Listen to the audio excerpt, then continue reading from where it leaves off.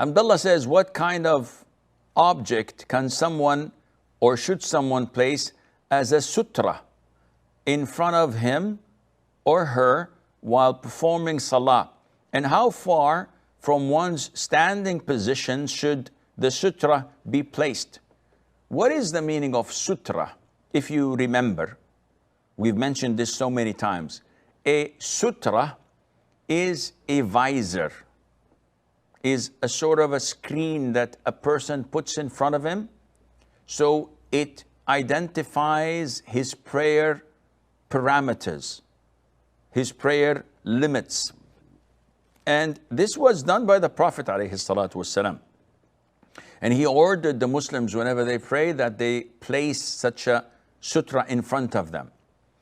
And scholars say it should be this high, about a foot high, and you place it in front of you. So if you bring like this iPad in front of you and place it, this is sufficient.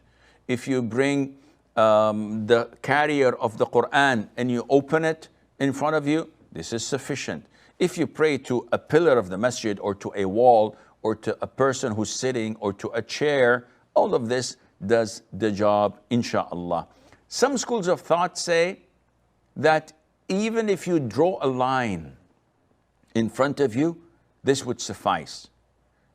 And others say the lines in the masjid, which people usually put their feet and align it to it when straightening the rows, this is sufficient. But this is not true.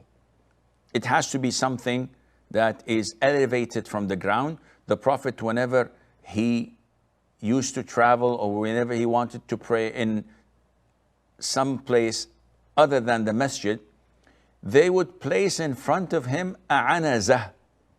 And a anazah is a short spear. Some people, when they read it in the books of fiqh, they would read it as anza, because there are no vowels on it, so they would read it as anza, and anza means goat.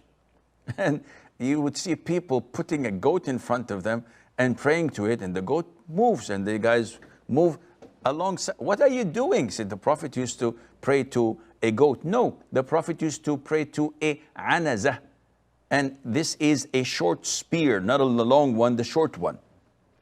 The same anazah was used by the Prophet ﷺ when going in tawaf around the Kaaba, and if he could not kiss or touch the black stone due to the crowd, he would touch it with his short spear, the anazah, without harming people, of course. So this is the sunnah that a person should follow.